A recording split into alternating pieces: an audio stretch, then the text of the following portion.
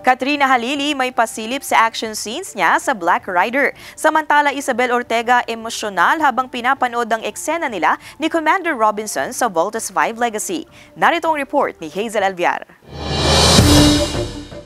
Puno ng aksyon ang mga eksenang ipinasilip ni Katrina Halili sa kanyang social media account para sa kanyang pagganap bilang si Romana sa upcoming series na Black Rider. Dito ginagampanan niya ang papel ng isang magaling na assassin. Matatandang sumabak muna si Katrina sa motocross, mixed martial arts at gun handling and firing bilang paghahanda sa kanyang role.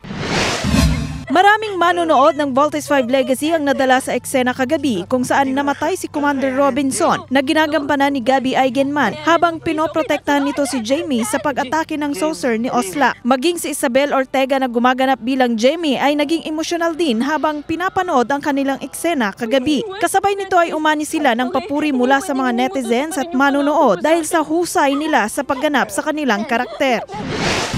Samantala, sinisisi ni Jamie ang kanyang sarili sa pagkamatay ng kanyang ama at kasabay nito ay mapapaligiran ng Buzanians ang leader ng Voltes team. Makaligtas kaya dito si Steve? Ang mga eksena sa Voltes 5 Legacy tutukan pagkatapos ng 24 oras.